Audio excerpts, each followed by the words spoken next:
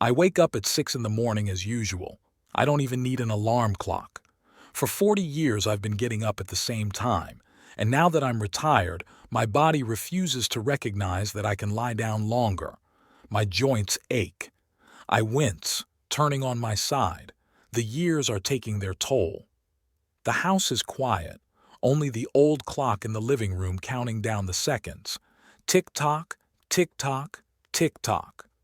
The sound had once annoyed Eleanor. "Stephen, throw that junk away," she used to say. I got the clock from my father and he got it from his father. I didn't throw it away. Now that sound is the only thing that breaks the silence in the morning. It's the only thing that reminds me that time is still moving forward, even though sometimes it feels like it's frozen. With a grunt, I get out of bed. I step barefoot on the cool wooden floor, another habit Eleanor wanted to wean me from. "Wear slippers, you'll catch a cold," she used to say. But I always loved the feel of the wood grain under my feet. I built the house myself. I picked every board with my own hands. In this old house on the outskirts of Toledo, every corner, every crevice is as familiar to me as my own 5 fingers. I go to the kitchen, put the kettle on. Tea is the only thing I drink in the morning. I gave up coffee about 10 years ago when the doctor said it was better not to risk it with my blood pressure. I gave it up, and I'm still alive. You get used to everything, even loneliness. While the kettle boils, I look out the window. My garden is my pride and joy. 3 apple trees, pear, cherry, a few bushes of currants and gooseberries. Everything blooms in spring, fruits in summer, and pleases the eye with bright colors in autumn. Now, in early October, the leaves have already started to turn yellow. Soon we will have to rake the fallen leaves. Mercer used to help, a long time ago. My son. Thinking about him makes my chest tighten. When he was born, I thought I'd teach him everything I know. Fishing, woodworking, fixing a car, all the things my father taught me. Didn't work out. The kettle's whistling. I make tea and sit down at the table. On the fridge is a picture of Mercer taken when he was 7 years old. The last picture of us together before Eleanor took him and left. The cheeky smile, the freckles on his nose, my eyes and her chin. A mixture of both of us, but still more like her. After breakfast, I put on an old pair of jeans and a flannel shirt. Today, I need to check the drainage system.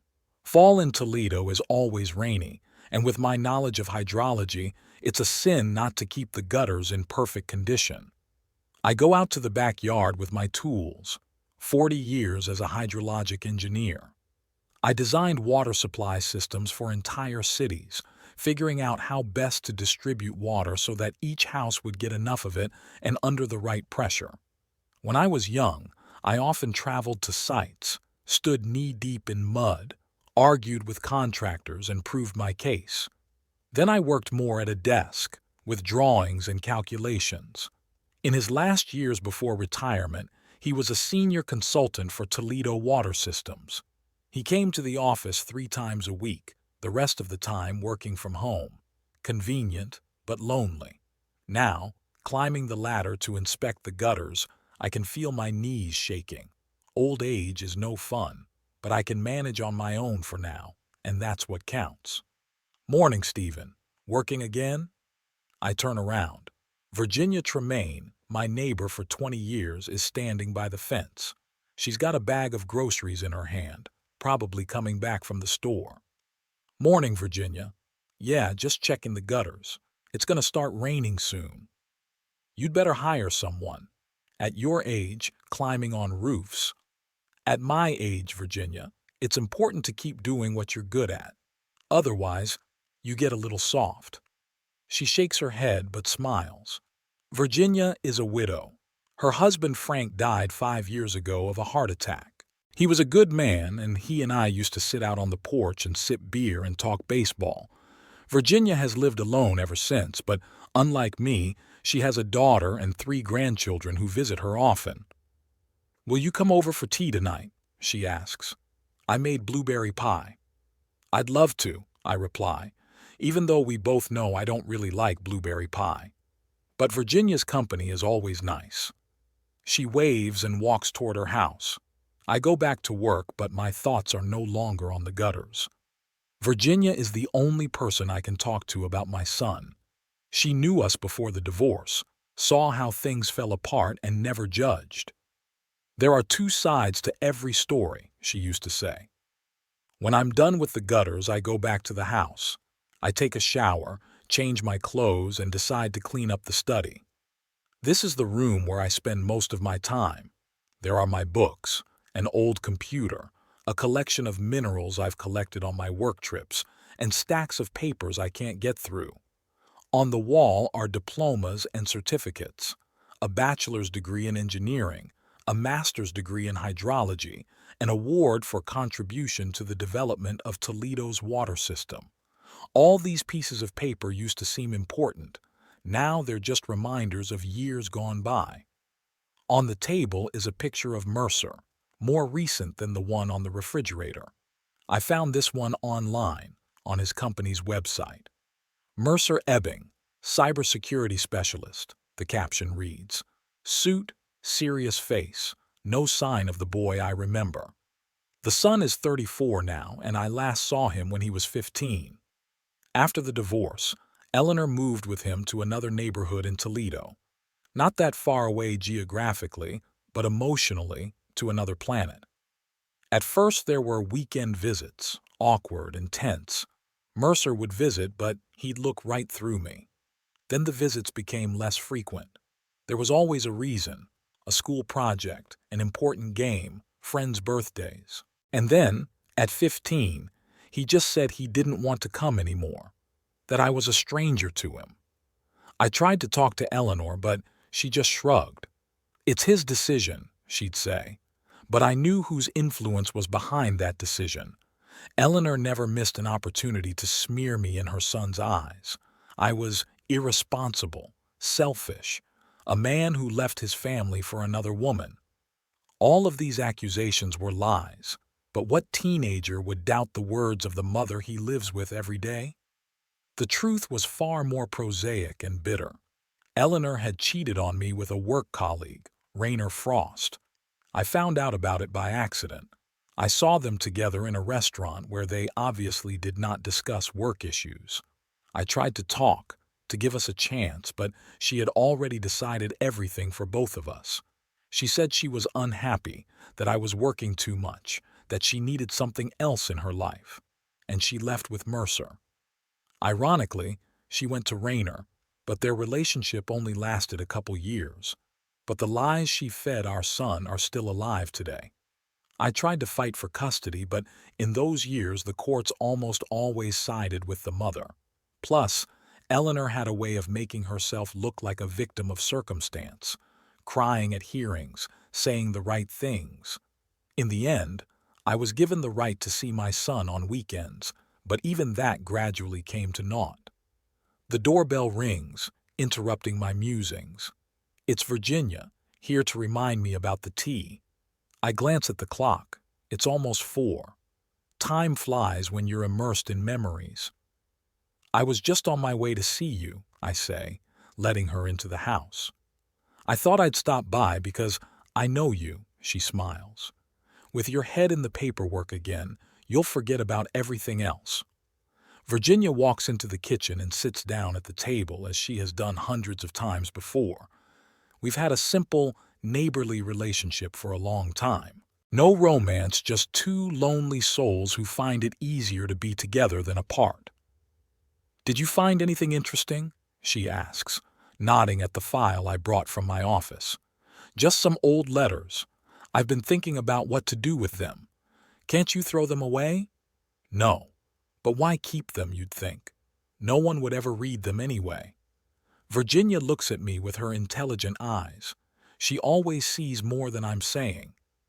You're thinking about Mercer again, aren't you? I nod. There's no point in denying the obvious. His birthday is coming up. I'm thinking about what to get him. Would he accept a gift? Bitter question. For the last few years, Mercer's returned all my presents unopened. He'd only accept checks. I guess money never stinks. He'll take a check. Always has. Virginia sighs. Stephen, you're a good man. Too good to be treated this way. He's my son, Virginia, my only child. What do I do? Turn away? Sometimes I think you should tell him the truth about what really happened between you and Eleanor. I shake my head. We've had this discussion many times. What's the point? He wouldn't believe me anyway. To him, I'm the monster who abandoned him and his mother. Eleanor did her best. But you have proof. You said so yourself. Yes, I have proof. Eleanor's letters to Rayner, dated before our divorce. Photographs taken by the private investigator I hired during the divorce proceedings, not for blackmail, but to protect myself from her lies. Bank statements showing how I transferred money into my son's account, on top of official child support. Money that Mercer probably never knew about because Eleanor controlled the account until he was of age. I keep all these documents in an old box in the attic. Sometimes I pull them out, reread them, try to figure out what if. What if I showed them to Mercer? What if he finally knew the truth? Would it change anything? Or would it just make things worse? He's happy in his world, Virginia. Why shatter his illusions? And you? Are you happy? I'm looking out the window at my orchard. The apples are almost ripe. Who am I going to give them to? The neighbors? Virginia? I used to make jam, but who do I make it for now? I'm used to it, I finally answer. I had a choice: fight for the truth and possibly lose my son forever, or back off and hope that someday he would want to know me. I chose the latter. Maybe not the best choice, but mine. Virginia shakes her head but doesn't argue. She knows we've discussed this topic dozens of times and always come to the same impasse. Let's go and have tea, she says, rising. The cake is getting cold. We go to her house. Her house is like mine, just as old, with the same garden, but inside everything is different. Virginia's place is bright and cozy, with pictures of her daughter and grandchildren everywhere. I sometimes envy her. She has a family, people who need her. I only had a job, and now I don't even have a job. Over tea, the conversation turns to safer topics. The city news, the latest episodes of the show we're both watching, Virginia's plans to visit her daughter at Christmas. Just a normal conversation between two elderly people passing the time. By the time I get home, it's getting dark. I turn on the light in the hallway and freeze as I stare at my reflection in the mirror. A gray-haired old man with deep wrinkles around his eyes. When did I get so old? It seems like only yesterday I was holding a newborn Mercer in my arms, and now I'm 68, and my son is a grown man who despises me. I go back to my office and look at my son's picture again. Maybe Virginia is right. Maybe it's time to reveal my cards. What do I have to lose? A relationship that's already gone. But I can't bring myself to make up my mind. Fear is paralyzing. Fear that even the truth won't change anything. That even with the evidence in his hands, Mercer will choose his mother's version. It'll be a final, irrevocable rejection, and I'm not sure I can survive it. So I sit up late at night, looking at the picture and thinking about how things could have been different. If I had been more persistent. If I had fought harder for my son. If I hadn't let Eleanor blacken me in his eyes. But the past cannot be changed. All that remains is hope for the future, though that hope grows weaker with each passing year. Still, I continue to send birthday and Christmas cards to call on holidays, knowing I'll probably get an answering machine, because he's my son, and he will never stop being one, even if he decides otherwise. Tuesday morning, the phone beeped. A Facebook message came through. Rare, considering I go there once a week, 2 at the most. Social media isn't my thing, but Hazel's grandniece insisted I sign up. Otherwise, how will I know you're okay? She's 24, living in Chicago, in her final year of architecture school. The only relative who keeps in touch with me. The message was from her. Uncle Steve, are you going to Mercer's birthday party? I got an invitation from his wife. It would be great to see you there. I reread the message 3 times, trying to comprehend. Mercer is having a birthday party. 35 years isn't a round date, but apparently significant enough to gather guests. And Hazel was invited, but I wasn't. I remember my son's birthday, of course, October 28th. I send him a card and a present every year, though I've never heard back. To be more precise, he just ignores the cards, and in recent years he started returning the presents unopened, except for checks. He accepts checks for some reason. No, I don't know about the party, I replied to Hazel. When and where will it be? Next Saturday, at their new house in River Creek. They moved 6 months ago, didn't you know? I didn't. I know next to nothing about my son's life at all, other than what I find on the internet. I know he's married to a woman named Kira, that he works as a cybersecurity specialist for a large company, that he occasionally publishes articles on professional topics. And that's it. Thanks for the information, Hazel. I guess I won't be going. I doubt Mercer will be happy to see me. Hazel doesn't answer for a few minutes, then comes in. That's too bad, Uncle Steve. Maybe we should give him a call. 35 years is a good reason to reconcile. I nod, even though she can't see me. 35 years old. The age at which people usually reflect on life, evaluate the path they've traveled. Maybe it really is time. But first I decide to check Mercer's wife's Facebook. Kira Ebbing, maiden name Wheeler. She hasn't added me as a friend, but there are some entries available. And there it is, a party announcement with a picture of their new house. Big, modern, with panoramic windows and a manicured yard. All friends and family are invited to celebrate Mercer's 35th anniversary. Buffet, live music, pool, weather permitting. Gifts are welcome but not required. Your presence is what matters. 17 comments, mostly from people whose names I don't know. Kira's friends, Mercer's co-workers. Among them I see Eleanor's comment. I can't wait. I'll be sure to bake your favorite carrot cake, son. Carrot cake. Mercer always hated carrot cake. He loved the chocolate one with the pecan filling. I used to bake him one of those every birthday when he was a kid. I guess tastes change. Or Eleanor still doesn't know what her own son likes. I work up the courage to dial Mercer's number an hour later. The cell phone number hasn't changed in years, probably the only stable thing about our relationship. One dial tone, a second, a third. I think I'm going to voicemail when I hear, "Yes?" His voice, deep, a little husky, mature. But I can still hear the intonation of a little boy asking me to read him a bedtime story. "Mercer? It's Dad." Pause. A long, painful pause. "What do you want?"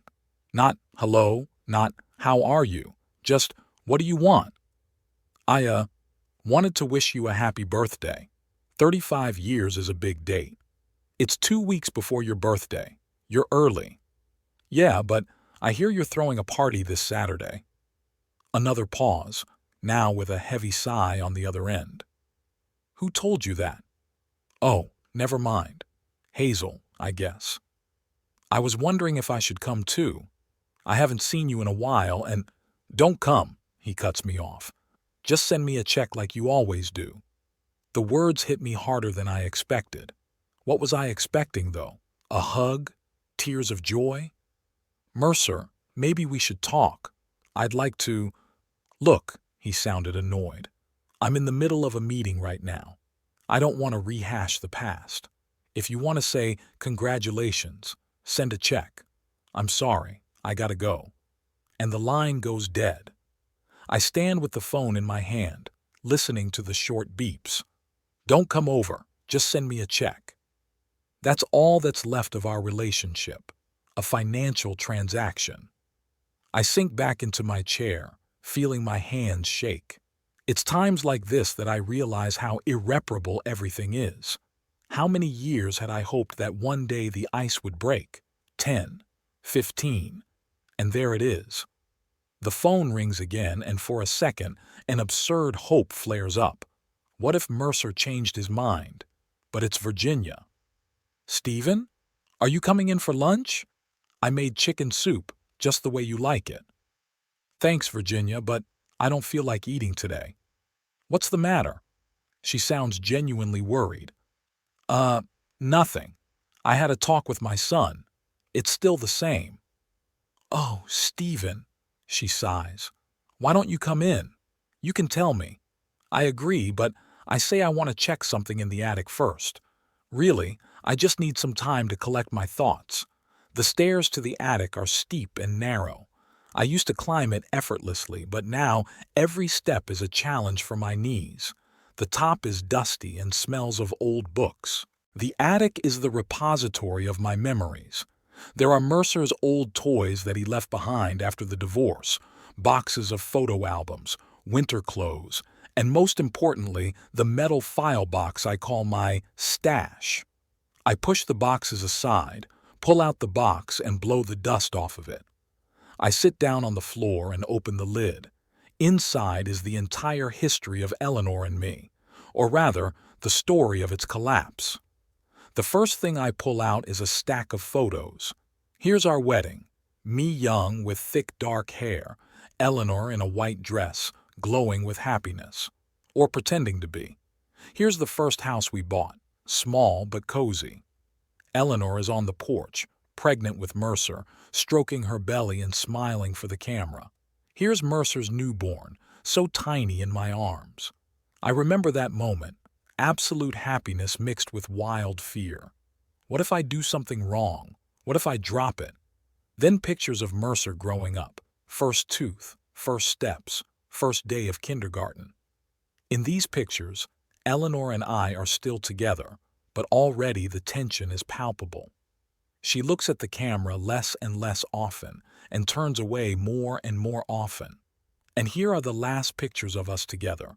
Christmas, 6 months before the divorce. Mercer is 7 years old, happy, unwrapping presents. I stand back, already knowing something is wrong, but not yet realizing what it is. Eleanor smiles, but her eyes are cold. I put the photos aside and pull out a folder of documents. The most important are the letters, which I discovered by accident when the divorce proceedings were already underway. Eleanor had left them in a book she'd forgotten to pick up when she moved out. Letters from Rayner, her colleague and lover. Dozens of handwritten letters. Rayner was old-fashioned that way. The earliest dated back to when Mercer was only 4 years old, so their affair began long before our divorce. I reread one of the letters, though I know it almost by heart. Eleanor, I can't wait until you're finally mine.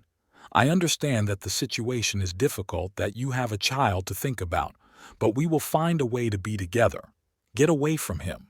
He doesn't make you happy. You say so yourself. These letters would have been important evidence in court, but I discovered them too late. Eleanor had already convinced everyone, including the judge, that I was the one who cheated and went to another woman. The whole other woman thing was a fabrication from start to finish, but she sobbed so convincingly that they believed her. The truth was far more prosaic and bitter. Eleanor had cheated on me with a work colleague, Rayner Frost. I found out about it by accident. I saw them together in a restaurant where they obviously did not discuss work issues. I tried to talk, to give us a chance, but she had already decided everything for both of us. She said she was unhappy, that I was working too much, that she needed something else in her life, and she left with Mercer. Ironically, she went to Rayner, but their relationship only lasted a couple years. But the lies she fed our son are still alive today. I pull out another document, the report of the private investigator I hired during the divorce proceedings. Not for blackmail, as it might seem, but to protect myself from Eleanor's lies. The report has pictures of her and Rayner together, in the cafe, in the park, entering the hotel, irrefutable evidence of infidelity. But it wasn't presented to the court. By then, the custody decision had already been made, and Eleanor had gotten full rights to Mercer. All I had to do was visit on weekends, which she tried her best to sabotage. The next document was a statement of Mercer's account, which I had opened in his name when he turned 10. monthly transfers in addition to child support, money for education, for the future. Eleanor knew about the account. She had access to it until Mercer's majority. How much of that money actually went to her son's needs and how much went to Eleanor's needs, I will never know. Finally, and most painful of all, the letters I wrote to Mercer over the years. Letters that were never answered. I wrote about my job, about home, about how much I missed him. I asked about his studies, his interests, his friends. At some point I started making copies, not trusting Eleanor. I suspected she wasn't passing the letters on to her son, and apparently I was right. The last letter was dated last year. I wrote it after Mercer had once again returned my Christmas present. It was a desperate letter asking him to just listen to me, to give me a chance to explain myself. I sent it to Mercer's personal address, which I found through the internet, bypassing Eleanor. There was no response as usual. I put the documents back in the drawer, closed the lid. I look out the small attic window, behind which I can see a slice of sky. Gray clouds creep in slowly, promising rain by evening. Don't come, just send me a check. Those words spin around in my head like a broken record. My son doesn't want to see me, doesn't want to hear me, doesn't want to know me. To him, I'm just a source of money, and not much of it. Judging by his house and his career, he's quite well off. Suddenly a wave of anger comes over me, not at Mercer but at Eleanor. At her lies, at her years of manipulation, at the relationship with my son that was stolen from me. All these years I've kept silent, hoping that time would put everything in its proper place, that Mercer would grow up and want to know the truth. But time has only reinforced the lies. I look at the file drawer, and for the first time in years, I seriously wonder, what if? What if I showed Mercer all those letters, all those photos, all that evidence? What if I finally told him my version of events? It's a huge risk. He might not believe it. He might think it's all fake. He might get even angrier. But can our relationship get any worse than it is now? Besides, doesn't he have a right to know the truth? To know that his mother lied to him his whole life? That the image she created of his father as a traitor is a fiction? I come down from the attic, carefully carrying the box. I set it on the desk in my office and sit staring at it for a long time. Inside that metal container is an opportunity to destroy Mercer's world, or maybe free him from his lies. I don't know what the outcome will be. The doorbell interrupts my musings. It's Virginia, here to remind me about lunch. I glance at the clock. It's almost 2 in the afternoon. Time flies when you're immersed in memories. I was just on my way over, I say, letting her in. I thought I'd stop by because I know you, she said, smiling. With your head in the paperwork again, you'll forget about everything else. Virginia walks into the kitchen and notices the drawer on the table. Her look becomes serious.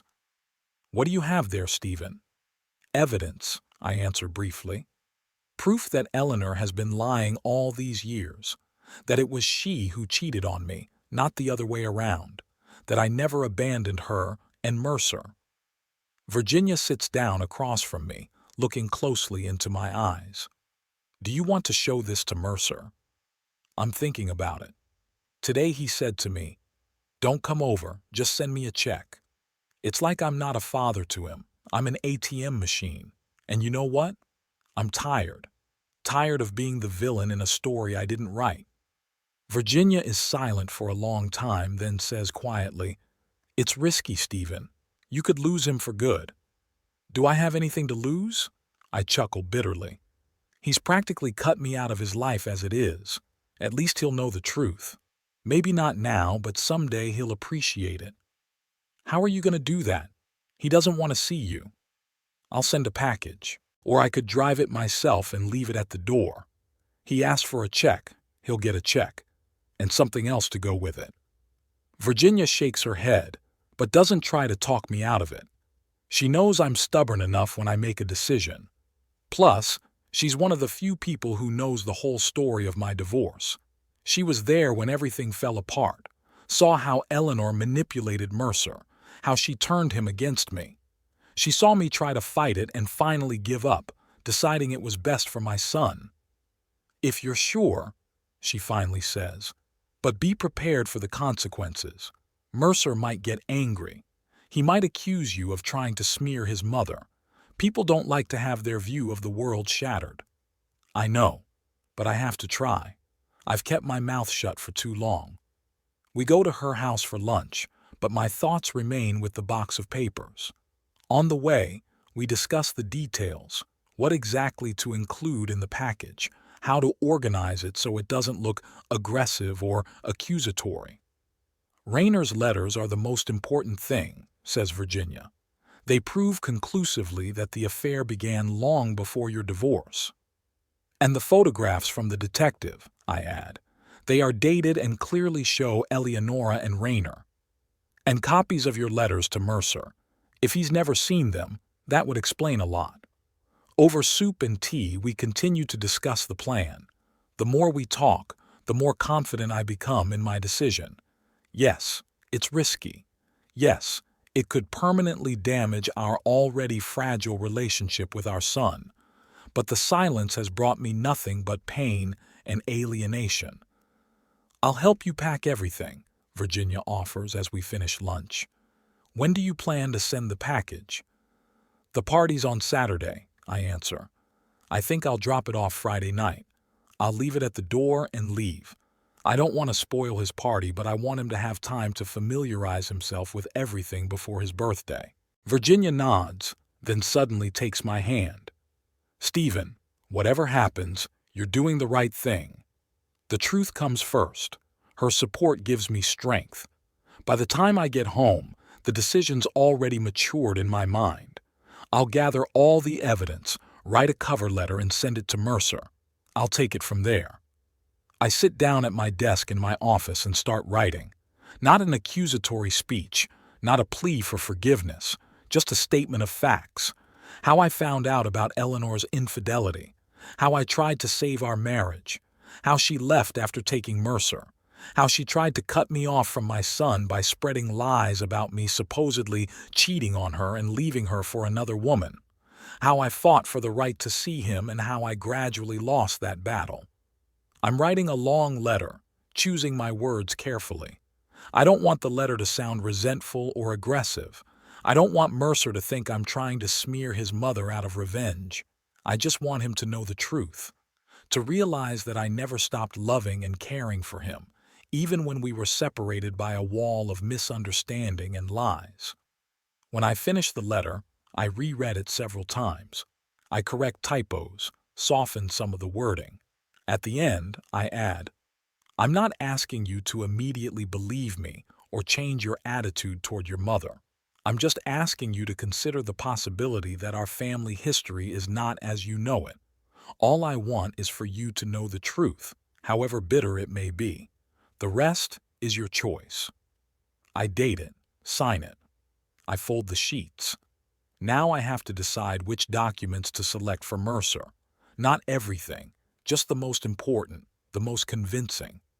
I'll do it tomorrow, but it's late tonight and my eyes are starting to droop. I go upstairs to my bedroom. I lie awake for a long time, staring at the ceiling. I think about Mercer, about how he'll react to my package. Will he read it? Will he believe it? Or will he throw it away without looking? Or will he think it's all a lie, an attempt to justify himself? I don't know the answers to these questions. All I know is that I can't keep quiet any longer.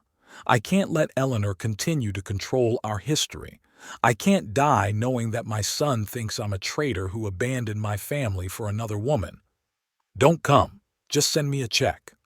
That phrase still echoes in my head, but now there's determination mixed in with the bitterness. "Okay, Mercer, I'll send you the check." And something else. With that thought, I finally fall asleep, and for the first time in a long time, my sleep is peaceful. The decision is made, and it feels right. I spent the next 2 days in a kind of feverish state, preparing the box for Mercer. It wasn't just a parcel of documents, but a time capsule of sorts, a collection of evidence that could change his view of the past. I began by looking for a suitable box. I chose the one I'd once kept my blueprints in, sturdy, cardboard, with a lid. Industrial projects don't tolerate flimsy containers, and this box had survived many trips from site to site. Now it was to deliver a much more important cargo, the truth. At the bottom I put the letters, evidence of Eleanor's treason. Not all of them, of course, but the most eloquent ones. The first letter from Rainer Frost, dated January 1997, when Mercer was only 4 years old. My dear Eleanor, our meeting yesterday again filled me with hope and longing at the same time. Hope that one day we can be together openly, and longing at the impossibility of it now. And on, in the same spirit, with references to their secret meetings, plans for the future, and regrets that Eleanor has to play the role of a model wife. The second letter, 6 months later, is even more frank. Our day yesterday at the Riverview Inn was a paradise. I can still smell your skin, taste your lips. I wonder if your husband will ever realize what's going on right under his nose. You say he's too busy with his pipes and reservoirs to notice anything. This letter is particularly painful to read, not only because of the description of their cheating, but also because of the disregard for my work, which I have always considered important. And finally, a letter written a month before Eleanor informed me of her desire for a divorce. Eleanor, it's time to end this farce. Tell him the truth. Take your son and come and see me. I've already found a house where we can start a new life. I tied the letters with a simple twine and put a small note on top. Letters from Rainer Frost to Eleanor, discovered by me after her departure, dated from 1997 to 1999. Then pulled out a folder of photographs taken by a private investigator. It contained 22 pictures of Eleanor and Rainer together, in a restaurant, in a park, entering a hotel. One of the photos shows them kissing in a car parked near Eleanor's office. All the pictures are dated, February through April of 1999, a few months before our divorce. I attached the detective's report to the folder, a dry, factual description of the observations, dates, times, places where Eleanor and Rainer met. No emotional evaluations, just the facts. It was important. I didn't want Mercer to think I was trying to smear his mother out of revenge. Let the facts speak for themselves. Next up are the bank statements. First, an account I opened in Mercer's name when he turned 10. Monthly transfers in addition to the official alimony. Money earmarked for education, for the future, for things I couldn't give him personally. Attached to the account was a letter from the bank addressed to Eleanor, confirming her right to handle the funds until Mercer's majority, and a second letter, sent to Mercer when he turned 18, informing him that the account had passed to his control. I wonder if he ever received this letter. Did he even know the account existed?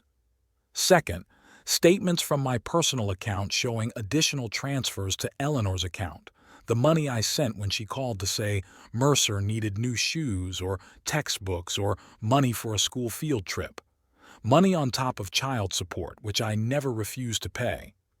The next layer is copies of court documents, records of custody hearings where Eleanor claimed that I had physically and emotionally distanced myself from the family, that I had no interest in raising my son, that I had found another woman, and my rebuttals, which the court gave no weight to. At the time, mothers almost automatically got priority custody, especially if the father couldn't prove they were unfit. And I couldn't. Despite the infidelity, Eleanor was a good mother. At least that's what I thought at the time. I added later documents. My numerous requests for more time with my son, systematically denied on various pretexts. Mercer's medical reports, supposedly confirming that seeing me was causing him stress. The psychologist's conclusions, based solely on Eleanor's words, without a single attempt to talk to me. And finally, and most personally, my letters to Mercer.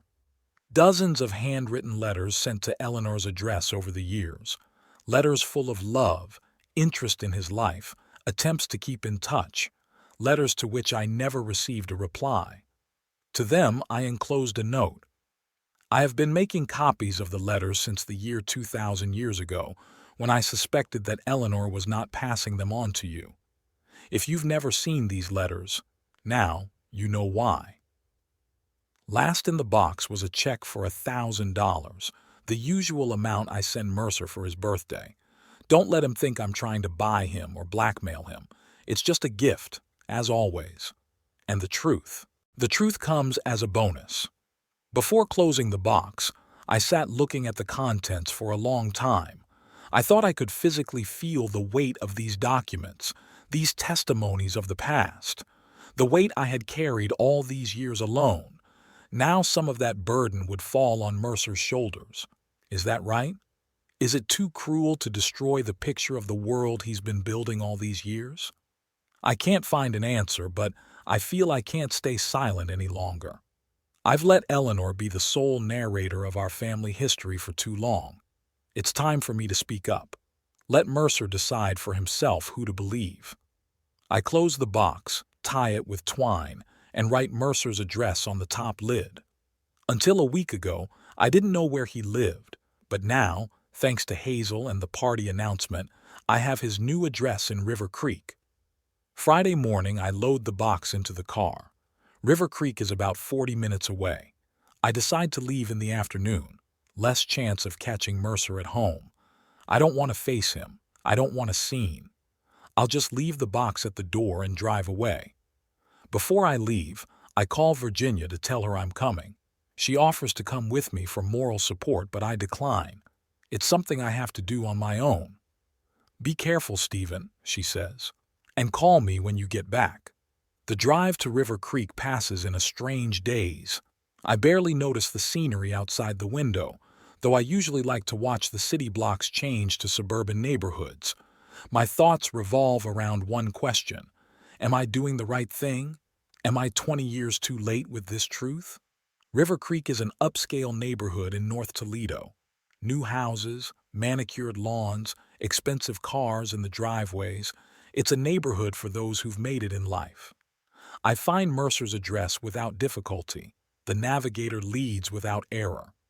I stop at the end of the street and sit for a few minutes, gathering my courage. Finally, I drive slowly to my son's house.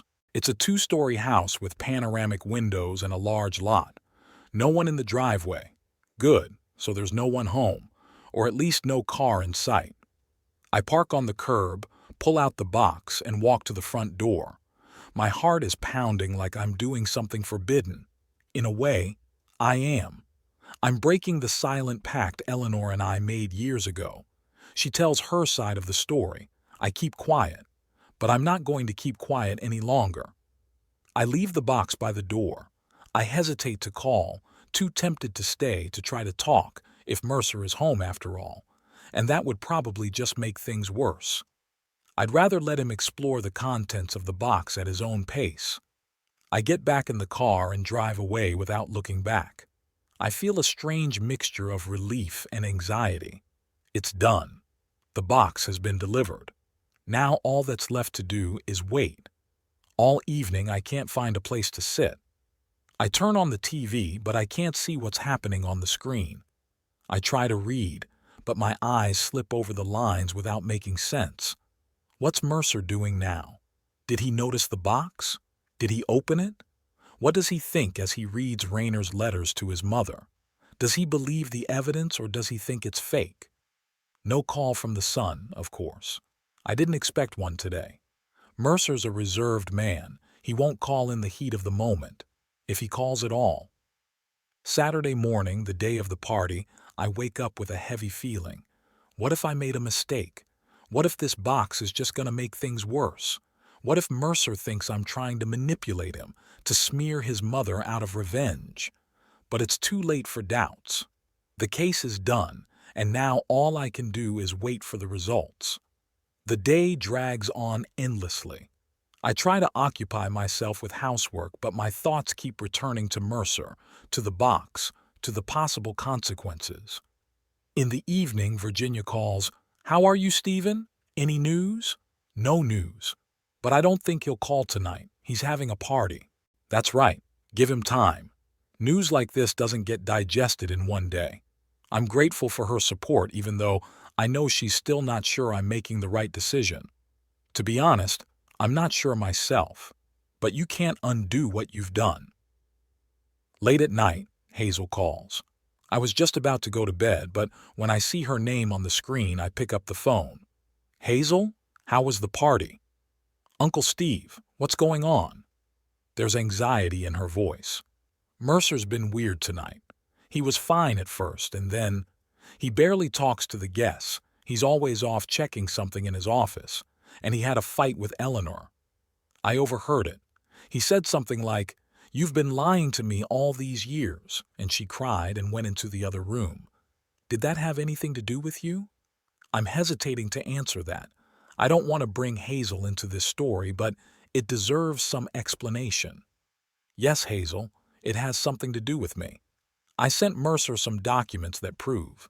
Let's just say that his perception of my divorce from Eleanor isn't quite right." "Wow," Hazel exhales. "I mean, when he always said that you left him and Mom for another woman." "That was a lie," I say firmly.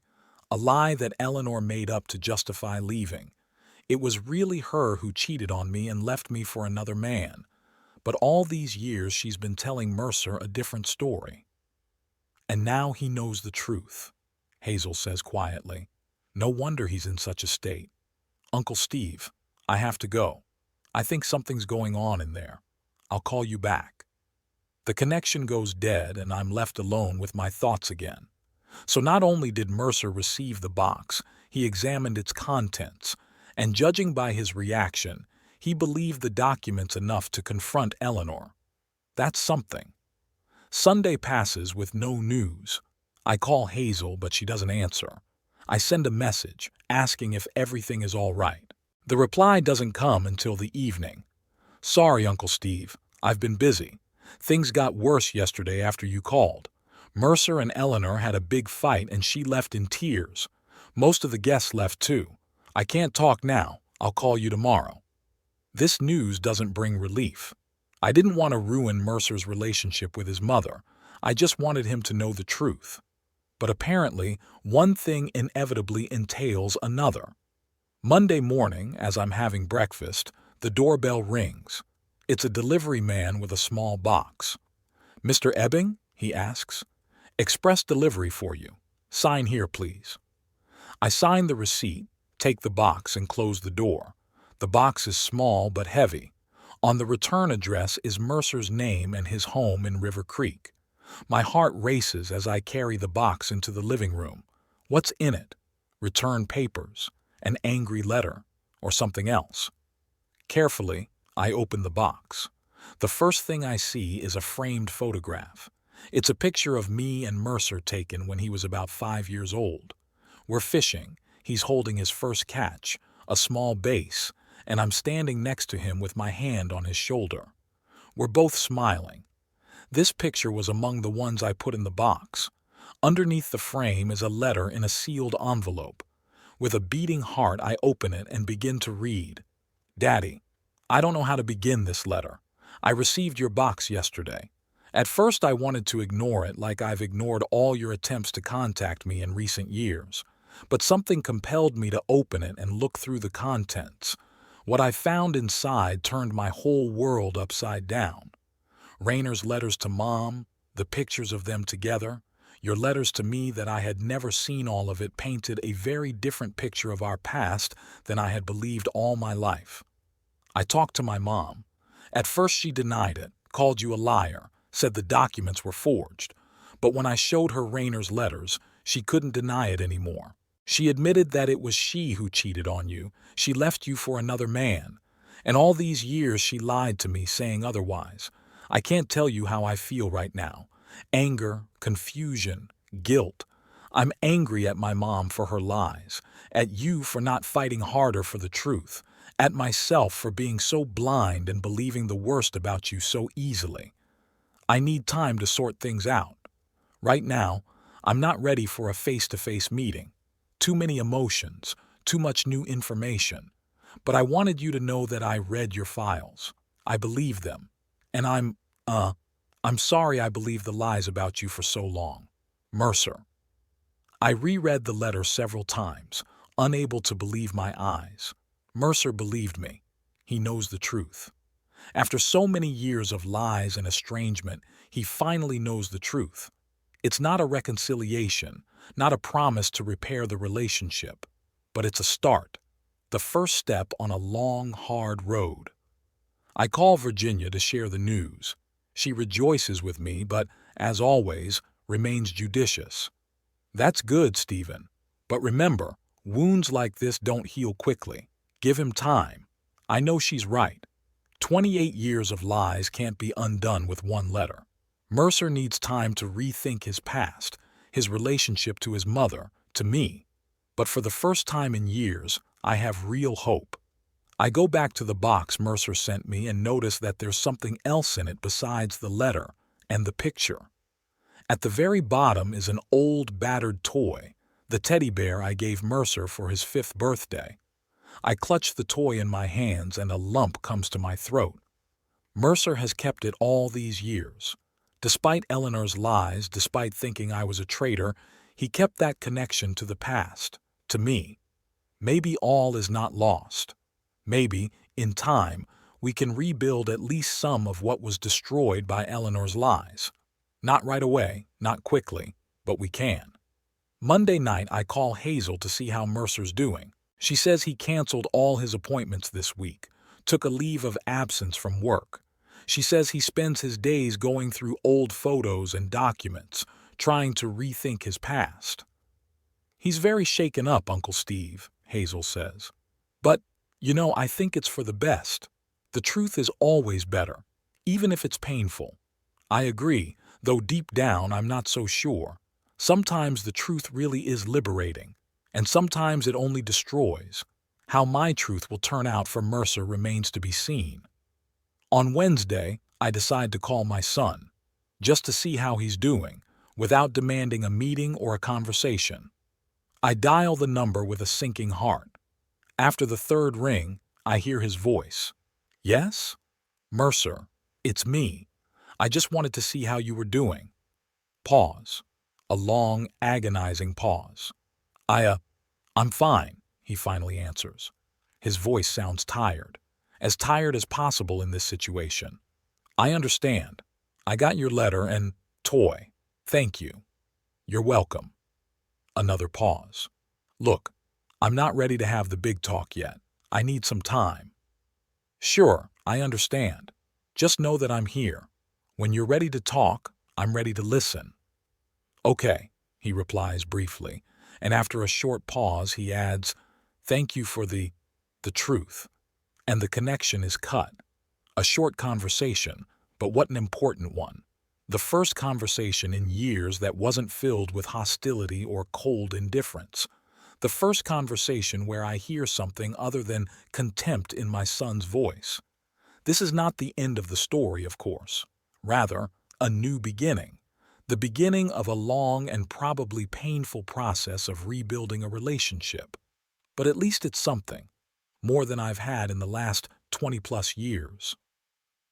On Saturday, a week after the party that ended in disaster, Hazel calls again. Uncle Steve, I just talked to Mercer. He asked if you'd mind if he stopped by your place next Sunday, just to talk. My heart skips a beat. Of course it's okay, I answer, trying to keep my voice calm. Anytime. That's what I said. I hear a smile in Hazel's voice. He said he'd call you himself to arrange a time. I thank her and hang up the phone, feeling a strange feeling grow inside a mixture of joy, fear, and hope. Mercer wants to come over, to talk, take the first step toward what? A reconciliation, a new relationship, or just understanding the past. I don't know, and that scares me. But I'm ready. I'm ready for any outcome. I did what I should have done years ago. I discovered the truth. Now, we just have to wait to see how that truth changes our lives. That same evening, Mercer calls. It's a short, business-like conversation. He's coming next Sunday at 2 o'clock in the afternoon.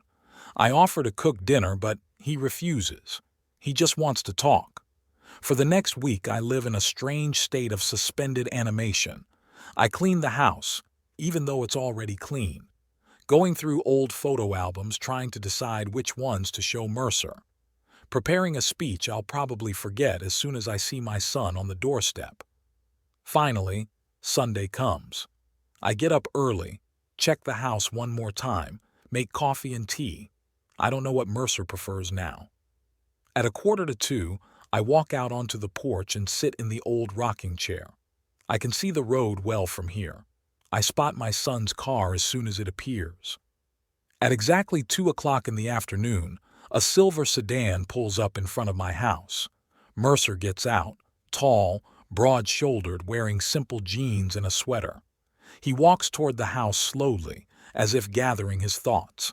I get up from my chair, feeling my knees shake. For the first time in years, my son has come to me of his own accord. For the first time in years, we have a chance to have a real conversation. Mercer stood on my doorstep and an almost palpable tension spilled between us. For the first time in years, we were face to face, father and son, separated not only by porch space but by decades of lies and misunderstandings. "Can I come in?" he finally asked, breaking the silence. "Sure." I stepped aside, letting him into the house. Mercer walked in, looking around. He hadn't been here since he was 15, but the house hadn't changed much. Same wood floors, same furniture, same pictures on the walls, many of them of him as a child. "Come into the living room," I said, trying to make my voice sound normal. "Tea? Coffee?"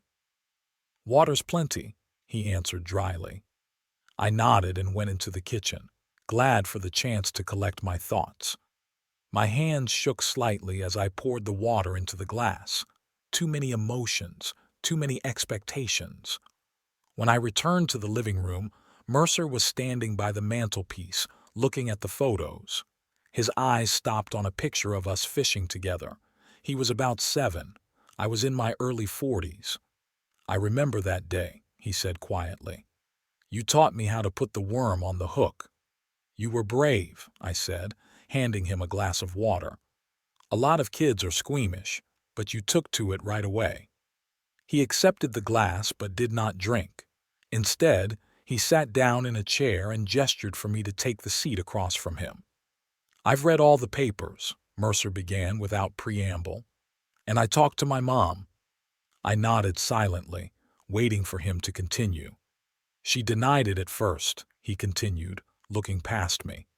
"She said you forged the letters, that the pictures were manipulated. Even the court documents, she said, were some kind of clever forgery." He grinned bitterly. "But when I showed her Rayner's letters, she broke down. She cried and confessed that yes, she had cheated on you. Yes, she'd gone to him, not you to some mythical mistress." He took a sip of water, collecting his thoughts. "All my life she'd been telling me how awful you were, leaving us, going off with another woman, not taking an interest in me. Turns out it was the opposite. She was the one who cheated. She was the one who left. She was the one who prevented us from communicating." There was pain in his voice, the pain of betrayal, the pain of shattered illusions. "Why didn't you tell me before?" he asked, looking me straight in the eye for the first time. "Why did you let me believe those lies for so many years?" There it was, the question I'd been dreading, the question I didn't have a good answer for. "I tried, Mercer. At first, when you were little, I didn't want to put you in the position of choosing between your parents. Then when you got older, I tried to insinuate that it wasn't so clear-cut, but you'd already made up your mind about me. You didn't want to listen." "You could have been more persistent," he sounded reproachful. "I could have," I agreed. "But I was afraid of losing you completely. I was afraid that if I pressed you, you'd turn away from me. And this way there was still some connection, at least through those checks you were taking. Mercer cringed at the mention of checks. Yeah, checks. He shook his head. You know, I always thought they were some form of payment for your guilt. I thought you were sending them to salve your conscience. It was really the only way I could give you anything, I said quietly. The only thing you ever took from me. He looked away, clearly uncomfortable. It's the letters, he said after a pause. Your letters to me. I've never seen them. Did she really intercept them? Apparently, yes. I suspected it, that's why I started making copies. There was so much, his voice shook.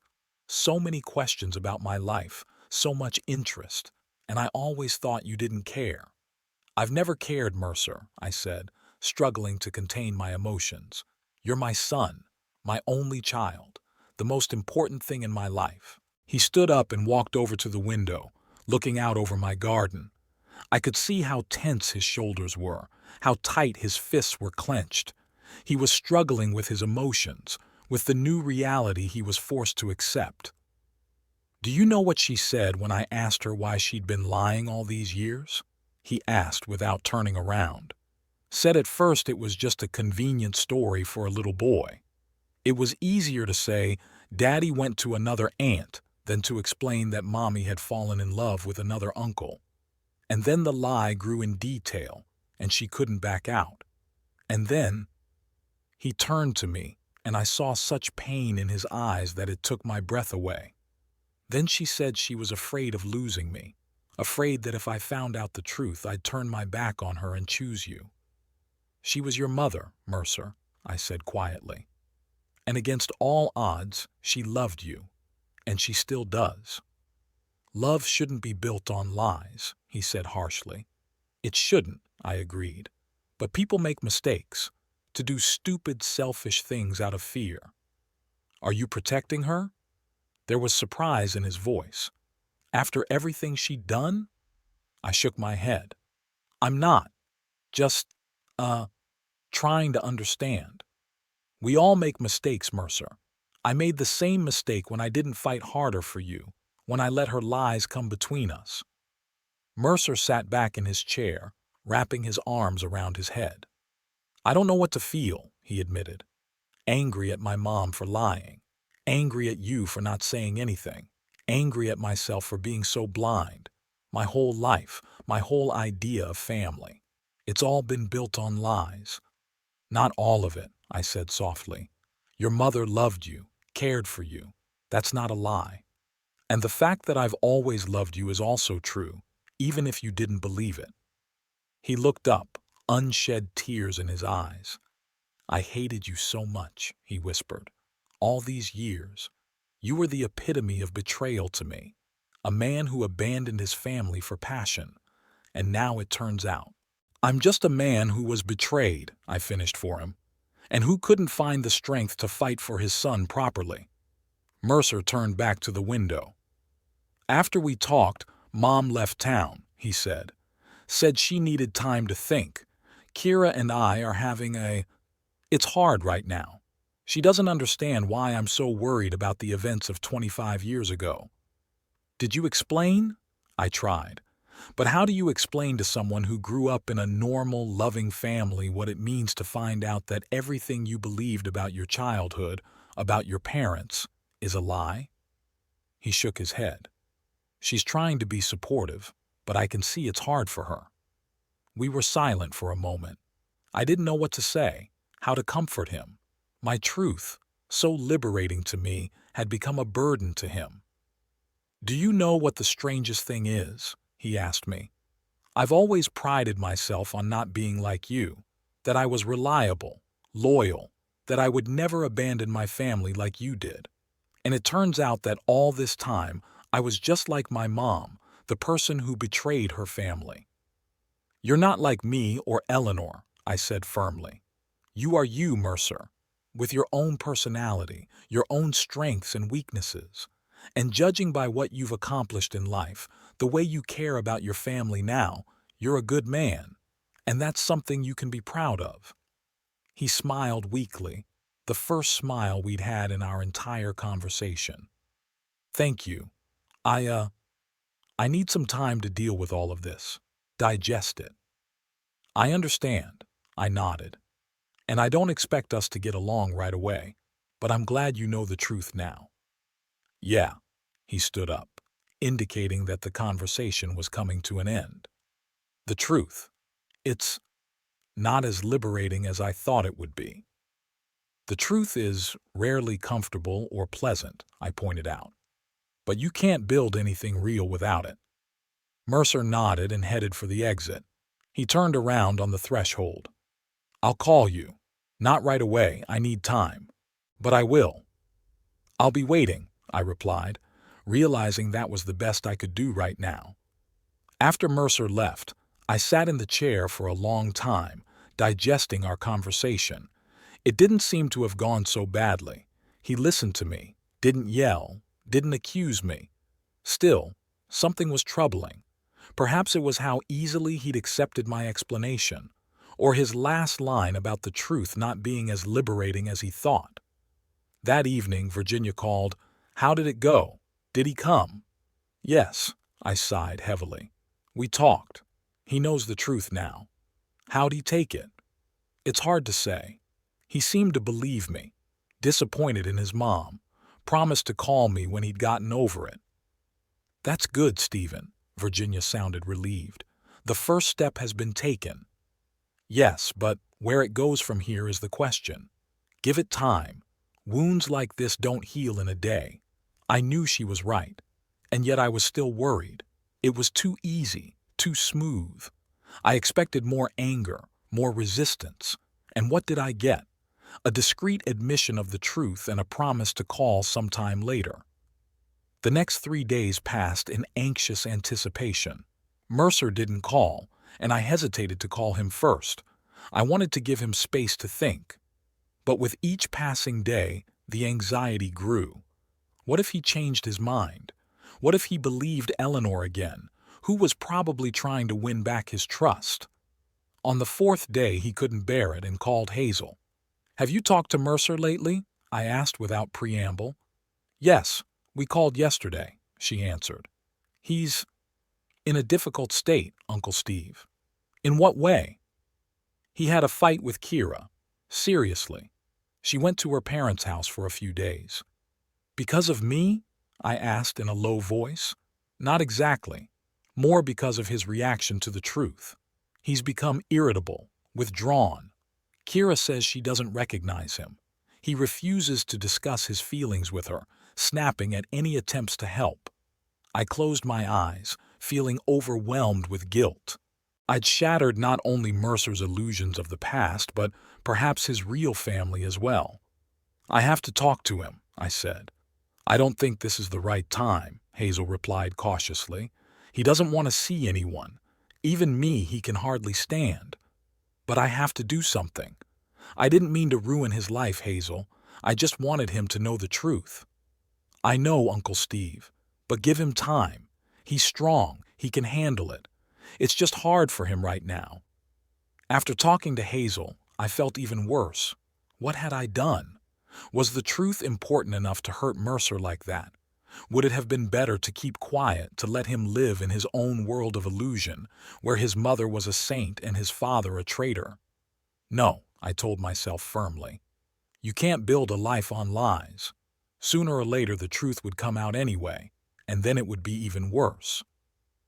Friday night, almost a week after we met, the phone rang. Mercer's number. "Yes?" I answered, trying to make my voice sound normal. "Dad?" Mercer's voice sounded strange, like he was drunk or really tired. "Are you home?" "Yeah, I'm home. Is something wrong? Can I come over? Right now?" "Of course," I answered, feeling my heart clench with excitement. "I'll be waiting." 40 minutes later, apparently he'd called while on the road. Mercer's car pulled up in front of the house. I stepped out onto the porch. He got out of the car slowly, as if every movement hurt him. Even in the dim light of the street lamps I could see that he was gaunt, with shadows under his eyes. "Come on in," I said, letting him in. Mercer went into the living room and sat down in the same chair as the last time I'd seen him. I noticed he smelled like whiskey. "Had you been drinking?" I asked cautiously. "A little," he shrugged. "It's no big deal. I'm fine for driving." I didn't argue, though I didn't like it. Mercer had never been much of a drinker. "What's wrong?" I asked, sitting down across from him. "Kira left," he said, his voice muffled. "She said she couldn't live with a man who refused to talk about his feelings and snapped at her for no reason." "I'm sorry," I said sincerely. "You're sorry?" He looked up at me with a look of bitterness. "You're the one who sent me that damn box. You're the one who ruined everything." This is it, I thought. A real reaction. Not the low-key, polite conversation we'd had a week ago, but real, genuine anger. "I didn't mean to destroy your family, Mercer," I said calmly. "I wanted you to know the truth about your past." "Why?" He was almost shouting now. "Why did I want that truth? What did it give me but pain? I had a normal life, a good job, a loving wife, a mother I was close to. And now? My wife's gone. My mother won't return my calls. I've taken a leave of absence from work because I can't concentrate. Everything's falling apart, and for what? For a truth that won't change anything?" I kept quiet, letting him talk. He jumped up from his chair and started pacing around the room, continuing. "You know what the worst part is? I don't know who to believe now. All my life I've been sure my mom was telling the truth. And now I'm not sure of anything. Maybe you're lying too. Maybe the truth is somewhere in between. Maybe you both cheated on each other. Maybe you're both to blame for me growing up without a normal family." "I understand your doubts," I said quietly. "If I were you, I'd have my doubts too. But the documents speak for themselves, Mercer. Rayner's letters, photographs. Documents can be forged," he snapped, but his voice was no longer as confident as before. He realized that it wasn't true, that the letters were real, that the photographs were not fabricated.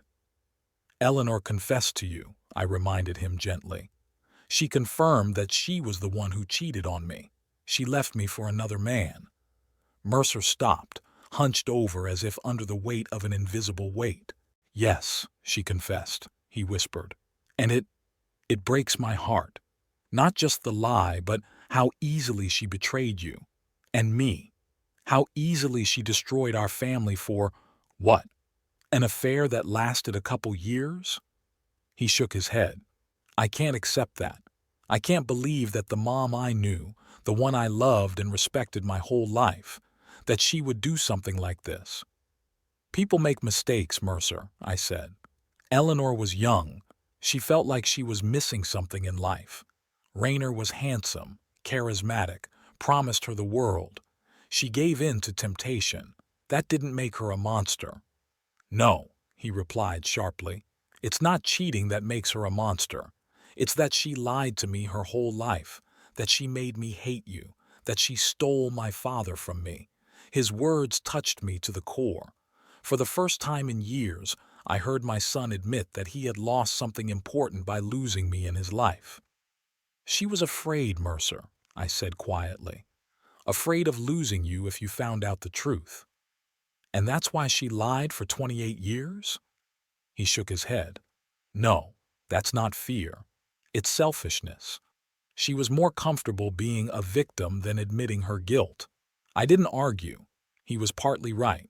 Eleanor had taken the easy way out, and that choice had cost us all, her, me, Mercer, years of estrangement and pain. "What are you going to do now?" I asked. Mercer sank heavily back into his chair. "I don't know. I really don't. Kira says she'll come back when I've sorted myself out.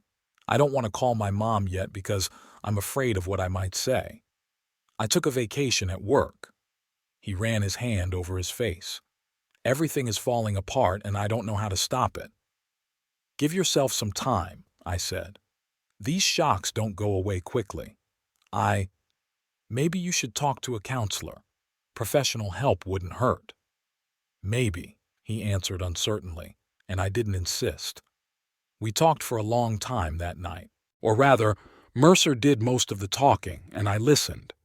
He talked about his childhood, about how Eleanor was always emphasizing that I'd abandoned them, how she refused to say anything good about me, how she encouraged his anger at me, his resentment, how gradually the image of a traitor father became the foundation of his personality. He built himself up to be the opposite of me, trying to be everything Eleanor said I wasn't: reliable, loyal, a family man. And now it turns out it was all built on sand, that I was never the monster they said I was, that the core of his identity was a lie. It was after midnight when Mercer finally went home. I offered to stay with him. He was clearly exhausted and the alcohol was still in his system. But he declined. "Thanks for talking to me," he said goodbye. "I have a lot to think about." "Call me any time," I said. Mercer? I'm glad you came." He nodded and left. I watched his car drive away and felt a strange mixture of hope and anxiety. On the one hand, Mercer finally knew the truth. On the other, it was hurting him, ruining his life. Was it worth the price? The next few days passed in suspense. Mercer didn't call, and I didn't dare call him. I wanted to give him space to think. But with each passing day, the worry grew. How was he doing? Was he dealing with the crisis? Had he reconciled with Kira? Had he talked to Eleanor? On the fourth day, he couldn't take it anymore and called. Mercer's phone was off. I left a voicemail asking if everything was okay and asking to call back. That evening, Hazel called. "Uncle Steve, have you talked to Mercer?" "No, his phone's off." "Why?" "He's blocked everyone on social media, won't answer calls or texts." Kira panicked. She came home and found a note saying he'd gone away for a few days to think things over. My heart squeezed with anxiety. "Where did he go?" "I don't know. Nobody knows. I thought maybe he was at your place." "No," I answered, trying to keep my voice calm. "But don't worry, Hazel. He's a grown man. He needs time. He'll get over it." After talking to Hazel, I sat in the dark for a long time, thinking about what I had done. My truth hadn't freed Mercer. It had trapped him even more emotionally. He hadn't just lost his illusions about his mother, he'd lost the foundation on which he'd built his entire life. I understood his confusion. He'd always seen himself as the antithesis of me, a man loyal to his family, as opposed to his traitor father. And now it turns out I never betrayed my family, that I always tried to be there for them, I just wasn't given the opportunity. What does this mean for his identity? Who is he now that it no longer makes sense to confront me? It's been 2 weeks since Mercer disappeared from the sight of everyone he knew and his family. Kira had called me several times, increasingly alarmed by his absence. Only short messages came from him. "I'm fine. I need time. Please don't worry." It was enough to know that he was okay in a physical sense, but not at all enough to understand his emotional state. Eleanor was gone too, gone to her sisters in Arizona, according to Hazel.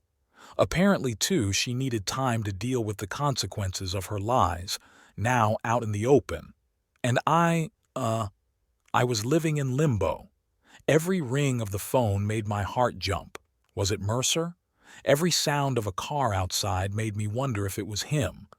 But as the days went by, I never heard from my son.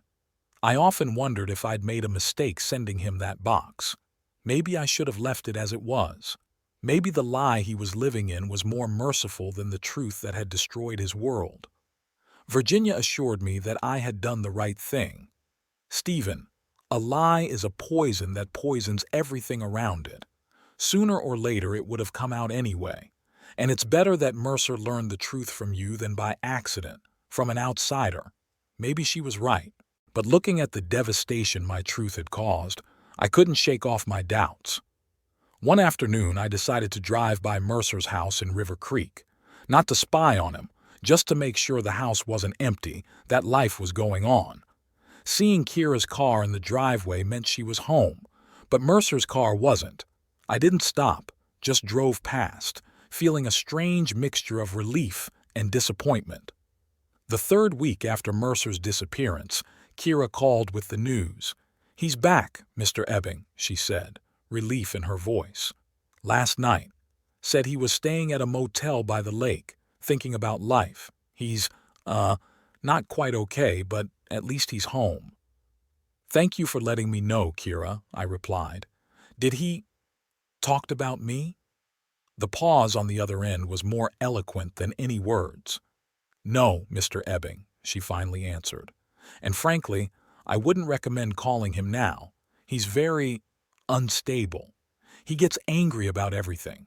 I think he needs more time." "Of course," I agreed, though I felt a twinge of disappointment inside. "Please tell him I'm glad he's back, and that I'm ready to talk to him when he's ready." "I will," Kira promised, but I could hear the doubt in her voice. Another week passed. I tried to get my life back to normal, working in the garden, reading, sometimes having dinner with Virginia. But thoughts of Mercer kept me going. What was he thinking now? Is he angry at me for shattering his illusions? Or at his mother for lying to him all these years? Or at himself for being so blind? And then, exactly a month after I'd sent Mercer the box of documents, the phone rang. His number. I answered with a pounding heart. "Mercer?" "Yeah, it's me." He sounded strangely distant. "We need to talk." Sure. Do you want to come over or—" "No," he interrupted. "Over the phone. I'm not ready for a face-to-face meeting." Something in his tone made me tense. "Okay, I'm listening." "I've been thinking a lot," Mercer began. "About you, about Mom, about what happened.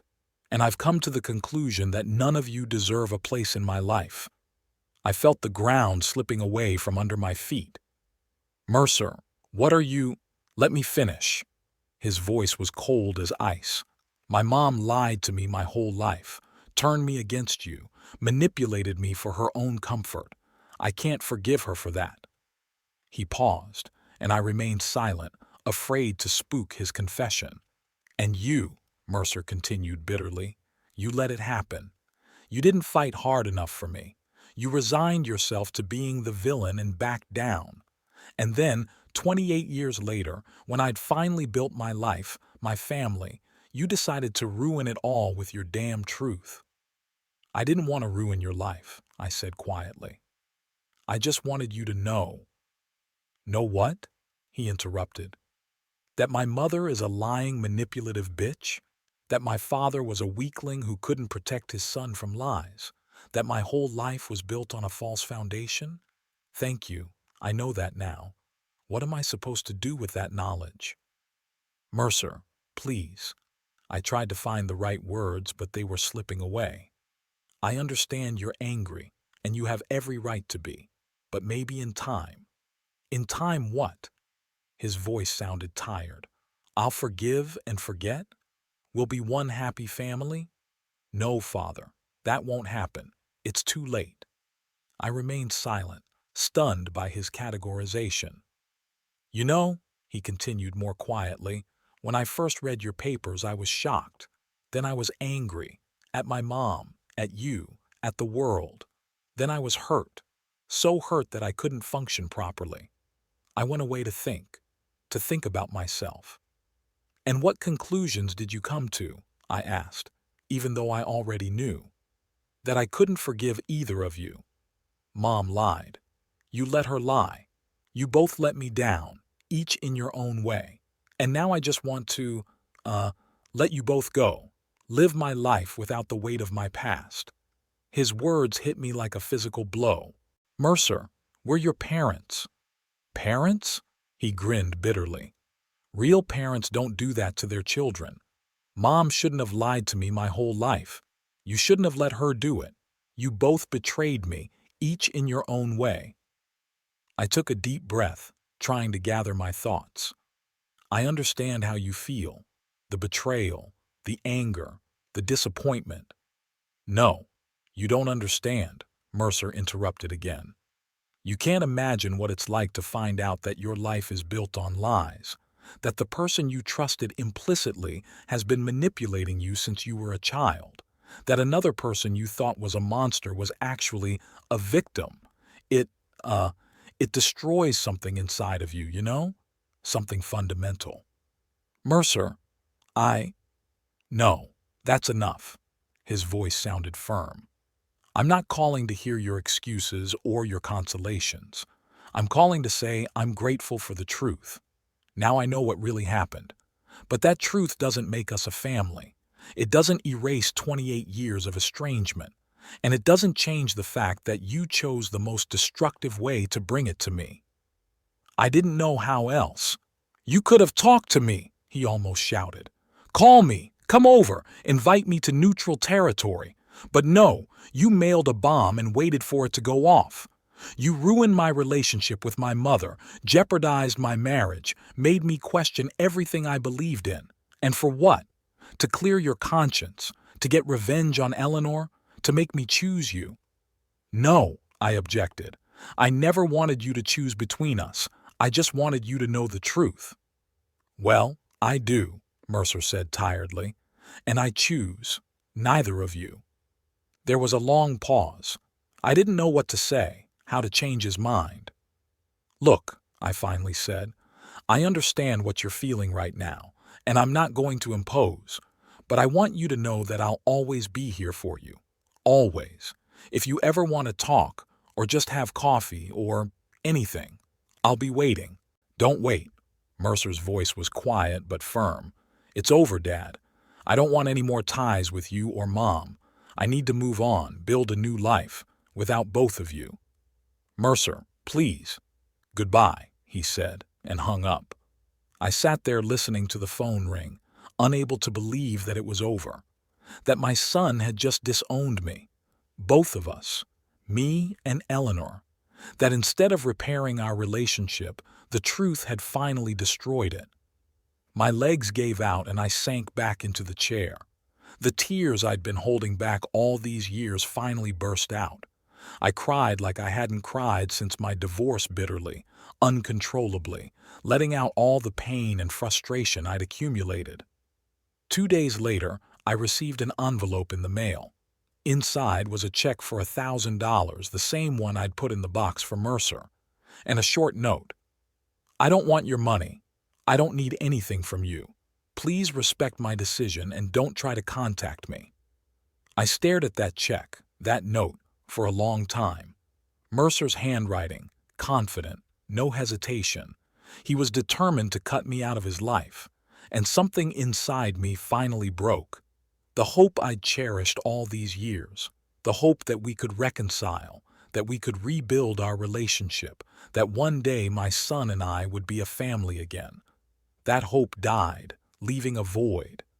But in a strange way, along with that emptiness came a kind of acceptance of what is. Mercer made his choice, and I have to honor that choice no matter how much it hurts. I did the best I could. I exposed him to the truth, gave him the opportunity to find out what really happened between Eleanor and me. It's not my fault that that truth hurt him so much. It's not my fault Eleanor lied to him all those years. And not even her fault. She too did what she thought was right, albeit for selfish reasons. After all, we're all just human, imperfect, weak, prone to mistakes. And sometimes the consequences of our mistakes affect those we love most. Weeks passed, turning into months. Life went on. I worked in the garden, read, sometimes had dinner with Virginia. Gradually, the sharp pain dulled into a constant but tolerable nagging longing. I learned to live with it the way one learns to live with a chronic illness, not noticing most of the time, but sometimes feeling particularly acute. In a strange way, I felt some relief, too. The burden of the lies I'd carried all these years was gone. Mercer knew the truth. Even though he'd rejected me, he no longer considered me a traitor who'd abandoned his family for another woman. He knew I'd always loved him, always wanted to be a part of his life. And that meant something, even if our relationship couldn't be repaired. It had its own bitter justice, its own bitter comfort. I was no longer the villain in our family's history, at least not the main villain. And though the price for that truth was high, the loss of my last hope for a relationship with my son, I couldn't say I regretted my decision. The truth had set me free, not in the way I had hoped, not through reconciliation with my son, but through accepting reality, through realizing that sometimes, no matter how much we want to fix something, some things just can't be fixed. Some bridges are burned forever. And in that acceptance, in that humility, was its own quiet, sad freedom. I had done all I could. The rest was out of my hands. One evening, sitting on my porch looking out over my garden, I suddenly realized that for the first time in years I felt something like peace. Not happiness. That was a long way off. But peace, yes.